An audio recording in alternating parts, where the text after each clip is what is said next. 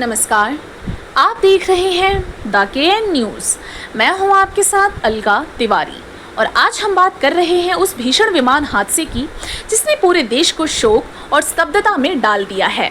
Air India की flight A1171 एक सामान्य दिन, एक सामान्य उड़ान, पर किसे पता था कि ये सफ़र कभी खत्म नहीं होगा। किसे पता था कि 242 यात्रियों का ये सफ़र त्रासदी में बदल जाएगा।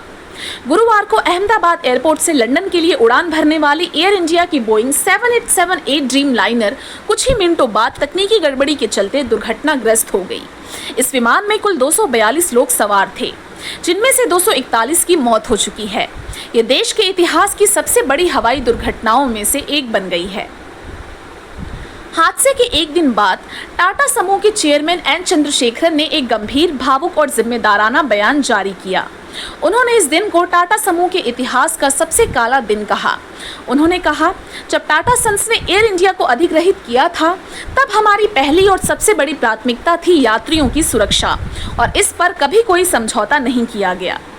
चंद्रशेखरन का ये बयान सिर्फ एक प्रशासनिक टिप्पणी नहीं थी, इसमें दर्द, संवेदना और सबसे अहम जवाबदेही की झलक साफ दिखी।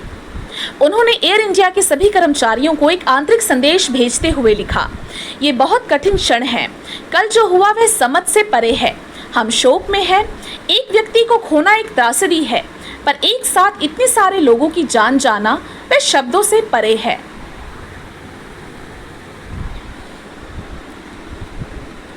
उन्होंने साफ किया कि अभी तक दुर्घटना के कारणों की पूरी जानकारी नहीं है, लेकिन उन्होंने पारदर्शिता का वादा किया। उन्होंने कहा कि वे जानना चाहते हैं कि ये नियमित उड़ान आपदा में क्यों बदल गई। चंद्रशेखरन ने यह भी जानकारी दी कि ब्रिटेन और अमेरिका से विशेषज्ञ जांच टीम अहमदाबाद पहुंच चुकी है और हादसे की हर पहलू से जांच कर रही है। टाटा समूह उन्हें पूरा सहयोग दे रहा है और जैसे ही कोई निष्कर्ष निकलता है, जनता को पूरी पारदर्शिता के साथ जानकारी दी जाएगी। उन्होंने स्पष्ट रूप से कहा, हम परिवारों, पायलटों, चालक दल और आप सभी के प्रति उत्तरदायी हैं। हम अपनी जिम्मेदारी से पीछे नहीं हटेंगे। चंद्रशेखरन ने कहा, इस समय संतावना देने के लिए शब्द पर्याप्त नहीं है, लेकिन मेरी संवेदनाएं सभी मृतकों के परिवारों और प्रियजनों के साथ है। हम उनके साथ हैं। हम इस कठिन समय में उन्हें अकेला नहीं छोड़ेंगे।